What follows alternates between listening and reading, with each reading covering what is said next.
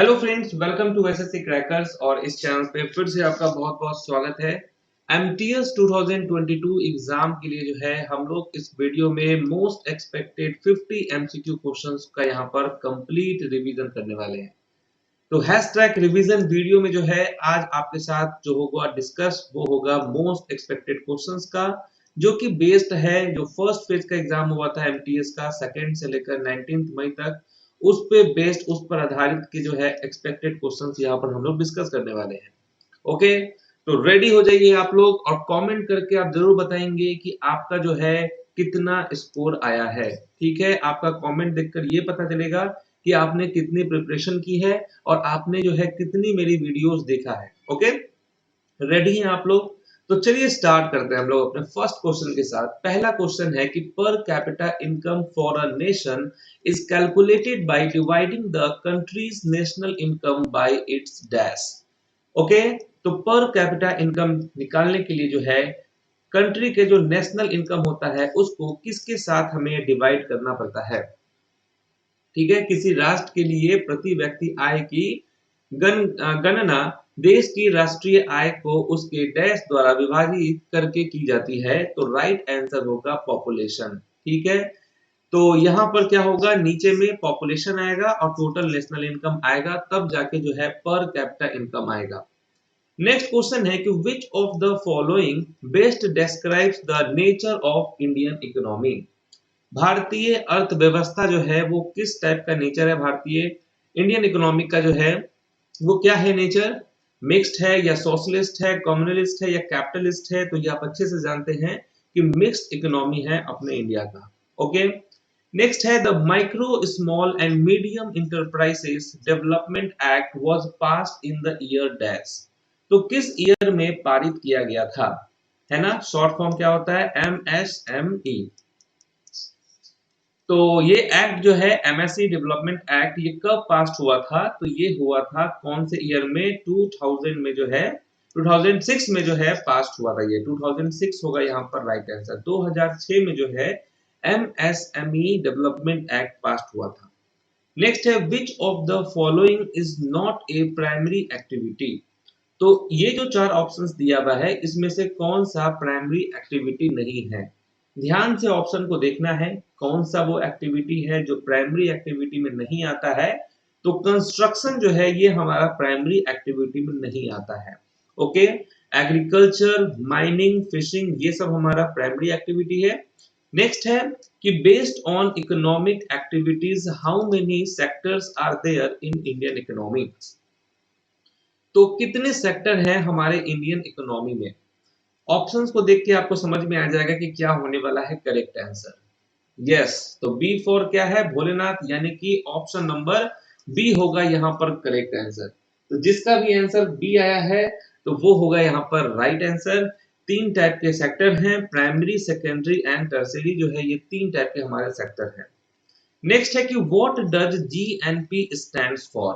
GNP का full form क्या होता है, तो क्या होगा राइट आंसर, जीएनपी का मतलब क्या होगा। तो राइट आंसर होगा ऑप्शन नंबर सी। सी मतलब चलो कभी आते हैं, यानी कि ग्रॉस नेशनल प्रोडक्ट होगा यहाँ पर right answer. Gross national product, GDP तो आप जानते ही हैं, ग्रॉस डोमेस्टिक प्रोडक्ट हो गया। नेक्स्ट है कि which of the following sectors of the economy has the highest share in India's GDP. Okay, तो किस सेक्टर से जो है सबसे ज्यादा यहाँ पर शेयर होता है। तो राइट आंसर क्या हो जाएगा, अर्थव्यवस्था के निम्नलिखित में से किस क्षेत्र का भारत के सकल घरेलू उत्पाद में सबसे अधिक हिस्सा है। तो वो है किस सेक्टर का, सर्विस सेक्टर का। नेक्स्ट है कि which of the following best defines net national income, यानी कि एनएनआई। एनएनआई का भी फुल फॉर्म पूछ सकता है, मतलब कि नेट नेशनल इनकम हो जाएगा। तो कैसे ये निकलेगा नेट नेशनल इनकम, ये कब निकलता है, जब हम ग्रॉस नेशनल प्रोडक्ट से माइनस करते हैं डेप्रिसिएशन को, तो हमारा नेट नेशनल इनकम आता है।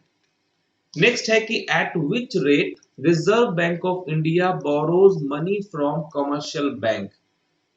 तो किस रेट पे जो है रिजर्व बैंक ऑफ इंडिया यानी कि आरबीआई जो है वो मनी लेता है किससे? कॉमर्शियल बैंक से। उसे हम क्या कहते हैं? उसे हम रिवर्स रेपो रेट कहते हैं। रिवर्स रेपो रेट ये वो रेट है जिस रेट पर आरबीआई जो है वो किससे मनी लेता है? कॉमर्शियल बैंक से। और रेपो रेट हो गया जब आरबीआई मनी देता है किसको? कॉमर्शियल बैंक को। ये समझना है। ओके, नेक्स्ट है कि which of the following is a tertiary economic activity. तो कौन सा तृतीयक आर्थिक गतिविधि है? तो क्या हो जाएगा आपका यहाँ पर राइट आंसर? ये होगा ट्रेडिंग। ठीक है, नेक्स्ट है कि which country was the first to implement GST. GST, हर चीज पे आज हमको जीएसटी देना पड़ता है, यानी कि गुड्स एंड सर्विस टैक्स देना पड़ता है। हर एक चीज पे, जो भी चीज आप लेंगे उस पे जीएसटी देना होगा। ओके, तो यहाँ पर जो है क्या होगा राइट आंसर? तो फ्रांस वो कंट्री है जिसने फ्रांस वो फर्स्ट कंट्री है जिसने ये कर लगाया था। ओके, तो फ्रांस हो जाएगा यहाँ पर राइट आंसर। नेक्स्ट क्वेश्चन है आपके स्क्रीन पर कि which of the following was one of the main objectives of the 7th 5-year plan. आप जानते हैं कि 12th 5-year प्लान हुआ है, उसके बाद 5-year प्लान का नाम क्या बदल के रख दिया गया? नीति आयोग रख दिया गया। ठीक है, तो जो 7th 5-year प्लान था उसका मेन ऑब्जेक्टिव क्या था? तो वो था increase in production of food grains. ठीक है, फूड ग्रेन्स के प्रोडक्शन को इंक्रीज करना ये हमारा मेन ऑब्जेक्टिव था 7th 5-year प्लान का। नेक्स्ट क्वेश्चन हमारे सामने है कि मॉस और marchantia comes under which of the following. तो ये जो मॉस है और मर्चेंटेनिया है, ठीक है, मर्चेंटिया, ये किसके अंदर में आता है? किसके अंतर्गत आता है? तो ये आता है ब्रायोफाइट्स के अंतर। ठीक है, ब्रायोफाइट्स हो जाएगा यहाँ पर राइट आंसर। नेक्स्ट है कि during emergency which fundamental rights can not be suspended. जब इमरजेंसी होता है, इमरजेंसी 3 होते हैं, एक 352, 356, 360 होता है। ठीक है, तो इमरजेंसी, हालांकि 360 फाइनेंशियल इमरजेंसी है। ओके, तो जब इमरजेंसी होता है तो कौन कौन से फंडामेंटल राइट सस्पेंड नहीं होते हैं, निलंबित नहीं होते हैं? तो वो होता है आपका आर्टिकल 20 एंड 21। ये दोनों आर्टिकल निलंबित नहीं होता है। नेक्स्ट है the Indian national Congress was established in which year. तो आप अच्छे से जानते हैं कि जो इंडियन नेशनल कांग्रेस है उसकी स्थापना कब हुई थी? तो 1885 में हुआ था। कहां पे? बॉम्बे में हुआ था। ये आप अच्छे से जानते हैं, जिसमें टोटल 72 डेलीगेट्स ने जो है पार्टिसिपेट किया था। फर्स्ट कौन थे प्रेसिडेंट? डब्ल्यू.सी. बनर्जी थे। नेक्स्ट है कि in which year was the national bank for agriculture and rural development bank established. यानी कि यहाँ आपसे पूछा जा रहा है कि नाबार्ड की स्थापना कब हुई। ठीक है, नाबार्ड की स्थापना कब हुई? तो क्या हो जाएगा यहाँ पे राइट आंसर? 1982 में जो है नाबार्ड की स्थापना हुई थी। नेक्स्ट है कि who among the following founded the Arya Samaj in 1875। 1875 में जो है आर्य समाज की स्थापना हुई। और ये किसने करा था आर्य समाज की स्थापना? तो उसका वो किसने करा था? तो दयानंद सरस्वती ने करा था। ठीक है, तो दयानंद यानी ऑप्शन नंबर 4 करेक्ट होगा। नेक्स्ट है कि who among the following founded the Arya Samaj in 1875। Question repeat हो गया क्या? अच्छा, हाँ, 17 और 18 रिपीट हो गया। तो चलिए यहाँ तो पता चली गया, दयानंद सरस्वती, स्वामी दयानंद सरस्वती। नेक्स्ट क्वेश्चन है आपके स्क्रीन पर, क्वेश्चन नंबर 19 कि who of the following founded the आत्मीय समाज। चलिए, आर्य समाज का तो पता चल गया, आत्मीय समाज की स्थापना किसने किए थे? तो आत्मीय समाज की स्थापना राजा राम मोहन रॉय ने करा था। नेक्स्ट है Bathukamma festival is celebrated in which state of India. ये काफी इंपॉर्टेंट फेस्टिवल है, किस राज्य का? बथुकामा। बथुकामा उत्सव जो है ये तेलंगाना का फेस्टिवल है ये। नेक्स्ट है which musical instrument is played by Pandit Shiv Kumar Sharma. इसका आंसर तो आप सभी को देना ही चाहिए। शिव कुमार शर्मा जो है वो कौन सा म्यूजिकल इंस्ट्रूमेंट बजाते हैं? तो संतूर बजाते हैं।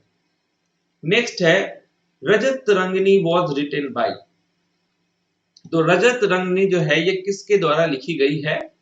तो क्या होगा राइट आंसर? किसके द्वारा लिखा गया है? तो कल्हण के द्वारा ये लिखा गया है।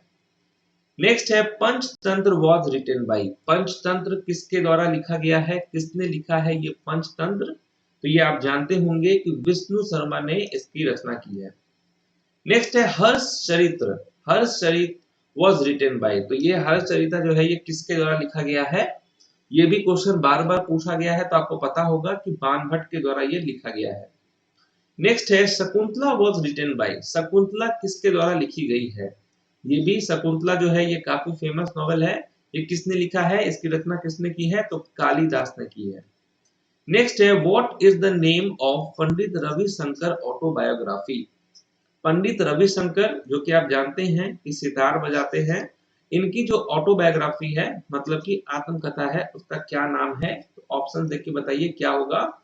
इनकी आत्मकथा का नाम है my life my music.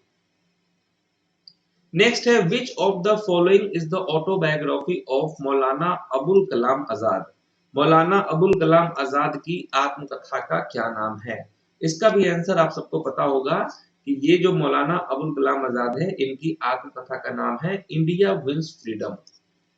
Next है article 32 of the constitution of India deals with dash.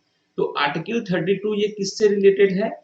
Article 32 जिसको बी आर अम्बेडकर ने हार्ट एंड सोल भी कहा है, तो ये है रिलेटेड आपका राइट टू कॉन्स्टिट्यूशनल रेमेडीज से। नेक्स्ट है which article of the Indian constitution deals with the impeachment of the president. राष्ट्रपति के महाभियोग से कौन सा अनुच्छेद संबंधित है? तो आप अच्छे से जानते हैं किस आर्टिकल में है ये। आर्टिकल 61 में मेंशन है impeachment of the president.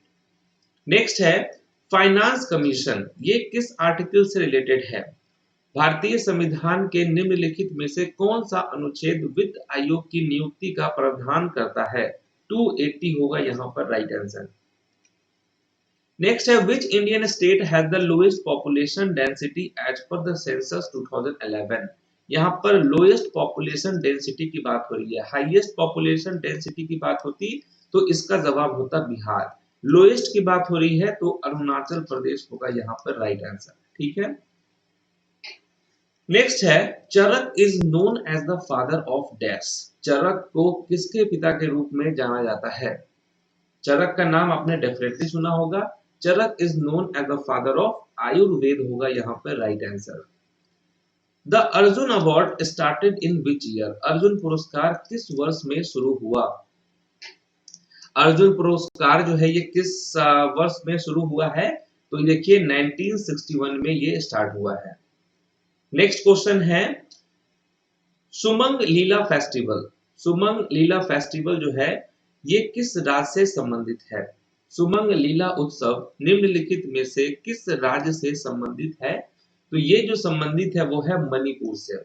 Okay, Manipur होगा यहाँ पे राइट आंसर। असम का तो आप जानते ही हैं, असम का जो सबसे इंपॉर्टेंट है वो है बिहू। बिहार का देखिए विदेशिया, जता जतीन। झारखंड का जो है आपका सरूल हो गया, पाइका हो गया, ये सब। नेक्स्ट क्वेश्चन है आपके स्क्रीन पर कि which of the following is not a major wheat producing state. तो वो कौन सा इसमें से जो राज्य है जहां पर गेहूं जहां पर उत्पादन ज्यादा नहीं होता है? ठीक है, तो देखिए पंजाब में बहुत ही ज्यादा व्हीट प्रोड्यूसिंग स्टेट है पंजाब, उत्तर प्रदेश, हरियाणा। गोवा में कहां से आएगा? ठीक है, तो यहाँ पर आंसर गोवा होगा। नेक्स्ट है an instrument that can detect the presence of a current in a circuit is known as. तो क्या होगा, वो कौन सा इंस्ट्रूमेंट है जो डिटेक्ट करता है? तो राइट आंसर क्या होगा? एमीटर होगा यहाँ पर करेक्ट आंसर। नेक्स्ट है पुष्कर फेयर कहां पर आयोजित होता है? पुष्कर मेला जो है ये कहां आयोजित होता है? तो आप अच्छे से जानते हैं पुष्कर फेयर जो है ये अजमेर में होता है, अजमेर राजस्थान हो जाएगा। नेक्स्ट है कि अर्थशास्त्र जो है ये किसने लिखा है? आप अच्छे से जानते हैं कि अर्थशास्त्र जो है ये कौटिल्य ने लिखा है। कौटिल्य, चाणक्य, वही सेम नाम है। नेक्स्ट है Yamini Krishnamurthy is famous for which style of dancing. Question कितनी बार आपसे पूछा जा चुका है कि यामिनी कृष्णमूर्ति जो कि भारतनाट्यम और कुचिपुड़ी ये दोनों डांस ये करती हैं यामिनी कृष्णमूर्ति। तो आंसर क्या हो जाएगा? भारतनाट्यम। नेक्स्ट क्वेश्चन है आपके स्क्रीन पर कि which of the following is a stringed instrument. आप जानते हैं कि इंस्ट्रूमेंट भी बहुत सारे टाइप के होते हैं। 3 इंपॉर्टेंट इंस्ट्रूमेंट होते हैं, एक होता है विंड इंस्ट्रूमेंट, एक होता है आपका स्ट्रिंग इंस्ट्रूमेंट और एक होता है आपका परक्यूशन इंस्ट्रूमेंट्स। विंड जो कि हवा हवा से बजता है, स्ट्रिंग जिसमें तार लगा होता है और परक्यूशन का मतलब हो गया जिसको हम पीट कर बजाते हैं। तो ये जो संतूर है जो कि ट्रेपीजियम शेप का होता है, ठीक है, तो ये संतूर जो है ये आपका स्ट्रिंग इंस्ट्रूमेंट आ गया। शहनाई क्योंकि मुंह से बजती है तो ये विंड इंस्ट्रूमेंट आ गया। अब तबला जो है ये हम बजाते हैं तो ये परक्यूशन में आ गया, मृदंगम भी परक्यूशन में आ गया। नेक्स्ट क्वेश्चन है आपके स्क्रीन पर कि who authored a century is not enough. A century is not enough के लेखक कौन है, किसकी ये किताब है? ये होगा आपका सौरभ गांगुली, यानी कि दादा का ये किताब है सौरभ गांगुली का। नेक्स्ट है who is the author of the autobiography playing it my way. Playing it my way ये किसकी ऑटोबायोग्राफी है? तो ये सचिन तेंदुलकर की ऑटोबायोग्राफी है। नेक्स्ट होगा freedom in exile is the autobiography of dash. Freedom in exile किसकी आत्मकथा है? ये जो है नेल्सन मंडेला की आत्मकथा है और इनका बर्थ एनिवर्सरी कब होता है? 18 जुलाई को जो है आपको नेल्सन मंडेला डे मनाया जाता है, ठीक है। फ्रीडम इन एग्जाइल इनकी आत्मकथा है। ओहो हो सॉरी सॉरी सॉरी, फ्रीडम इन एग्जाइल नेल्सन मंडेला की नहीं, दलाई लामा के। हालांकि नेल्सन मंडेला का जो जन्म है वो आपका 18 जुलाई को ही हुआ था। हालांकि यहाँ पर आंसर क्या हो जाएगा आपका फ्रीडम इन एग्जाइल का दलाई लामा होगा यहाँ पर करेक्ट आंसर, ठीक है। मिस्टेक हो गया यहाँ पर, वक्त रहते पता चल गया, नहीं तो फिर कमेंट आता आप लोगों का सर यहाँ तो दलाई लामा होगा आंसर दिया हुआ है, आप कह रहे हैं नेल्सन मंडेला। तो ये जो कंफ्यूजन हो गया था, फ्रीडम इन एग्जाइल जो है इसके ऑथर कौन है? तो ये आपके दलाई लामा ही हैं। ओके,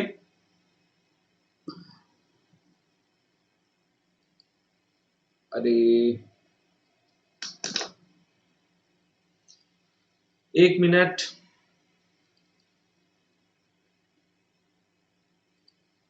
कुछ प्रॉब्लम आ गया है, तब तक जो है आप लोग जाके पानी वानी पी लीजिए, ठीक है। मैं जल्दी से जो है इसको स्टार्ट करता हूँ। यहाँ पर सब जाना पड़ेगा, एमटीएस मैराथन टेस्ट।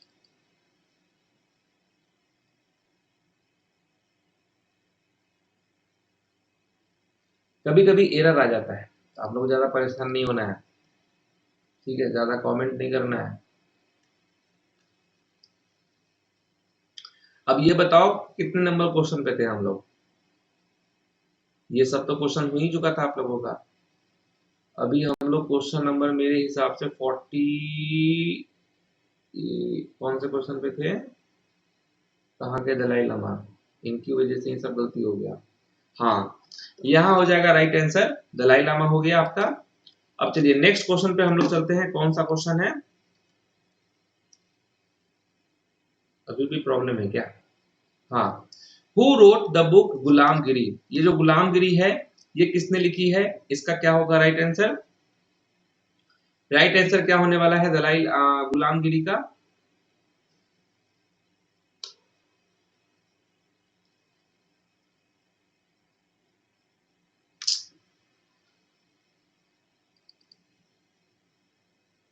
क्या हो रहा है?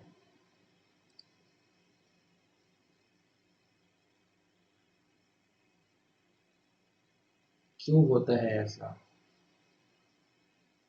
तब तक मैं आप लोगों को गाना सुनाता हूँ, ठीक है। अभी बहुत जो फेमस गाना चल रहा है अभी, कौन सा गाना है? ए जी ओ जी लो जी सुनो जी, क्वेश्चन क्यों गलती होता है फिर से करो जी, क्यों स्टूडेंट्स को वेट करवा रहे हो, बोर मत कराओ जी, जल्दी से स्टार्ट हो जी, स्टूडेंट्स वेट कर रहे हैं जी, मत एरर हो कंप्यूटर जी, ए जी ओ जी कंप्यूटर जी सुनो जी, गलती मत लेट मत कराओ। चलिए कहाँ से एरर हो रहा है? चलिए अब राइट आंसर आ गया दलाई लामा। अब नेक्स्ट क्वेश्चन है गुलामगिरी किसने लिखा है? तो ये ज्योतिबा फुले ने लिखा है। ओके, लगता है हम लोग को क्लास यहीं पे एंड करना पड़ेगा, ये एरर पे एरर आ रहा है, ठीक है। तो देखिए 50 क्वेश्चंस था। ओके, 50 क्वेश्चंस था, तो आराम से जो है और भी 4-5 क्वेश्चन आप इसका आंसर दे दीजिएगा। एक बार और ट्राई कर लेते हैं। अगर अब प्रॉब्लम हुआ तो फिर क्लास को एंड करना पड़ेगा। अनफॉर्चुनेटली आप देख ही रहे हैं सारा तमाशा कि हो क्या रहा है ये।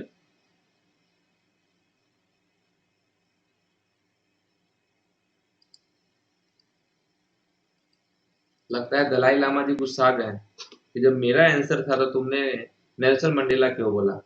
चलिए, गुलामगिरी का क्या हो जाएगा, ज्योतिबा फुले। नेक्स्ट क्वेश्चन है लॉन्ग वॉक टू फ्रीडम। ये किसकी आत्मकथा है लॉन्ग वॉक टू फ्रीडम? तो ये है आपका नेल्सन मंडेला का। यही कंफ्यूजन हो गया था, लॉन्ग वॉक टू फ्रीडम किसकी आत्मकथा है, नेल्सन मंडेला की। नेक्स्ट है द व्हाइट टाइगर। ये किसकी नॉवल है व्हाइट टाइगर? ये जो उपन्यास है इसके लेखक कौन है? तो वो है अरविंद अडिगा। ठीक है। नेक्स्ट है ई एम सुब्रमण्यम जो है वो कौन सा इंस्ट्रूमेंट बजाते हैं? E M Subramaniam.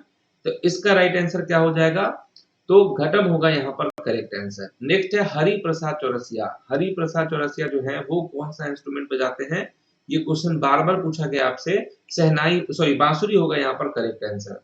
नेक्स्ट है द फेमस जावेरी सिस्टर। ये किस तरह शास्त्रीय नृत्य से जुड़ी हैं जावेरी सिस्टर्स? तो ये है मणिपुरी से।